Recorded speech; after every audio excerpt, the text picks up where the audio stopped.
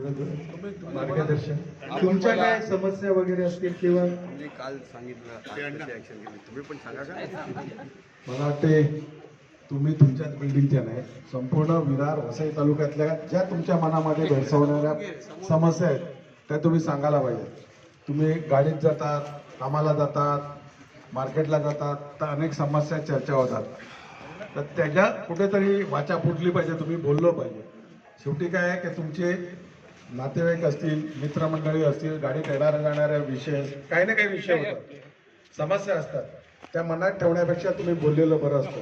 आणि या ठिकाणी कुठचीही समस्या अख्ख्या वसई तालुक्यात तुम्हाला जर वाटली सांगितलं तर त्याचं जे काय आम्ही आमच्याकडे उत्तर आहे आम्ही ते देऊ, जेणेकरून तुम्हाला देखील गाडीमध्ये किंवा त्या चर्चेमध्ये ज्यावेळी तुम्ही हक्काने सांगतात आम्ही शिटीवाले आहोत, बहुजन विकास आघाडीचे कार्यकर्ते आहेत, त्यावेळेस समोरून कोणतरी चिमटा काढायचा प्रयत्न करत असतो आणि त्या प्रश्नाचं तुमच्याकडे उत्तर नसते.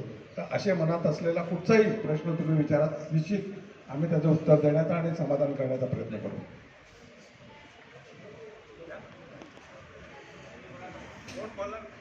बोला ना, बोला ना. मला बोलायचं होतं. तर मी आता म्हणजे भले सिटीमध्ये नसेल कार्यकर्ता म्हणून, पण मी आताच माझी चर्चा चालली होती की इतके वर्ष झाले आज कार्यकर्ता म्हणून काम केलं, पण आज आमच्या सोसायटीचं जे काही काम झालं ते बहुजन विकास आघाडीच्या माध्यमातूनच झालं. आज जी काही सोसायटी आहे ह्याच्यापूर्वी मला वाटतं मी 2003 मध्ये इथे आली तर ड्रेनेजचा इतका मोठा प्रॉब्लेम होता.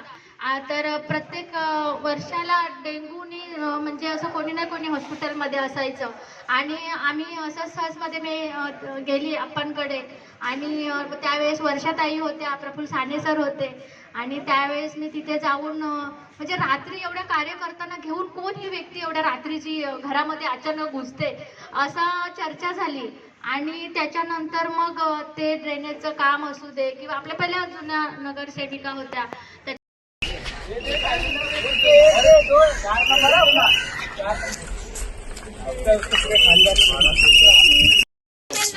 दो मिनट घर नहीं है, अभी बात करूंगी. पहले अपने इधर 3 का लाइन था, हर जगह अभी रोड पे 3 इंच का लाइन. अभी 6 इंच का अमृत योजना अपन ने पास किया, उसका काम चालू हो गया.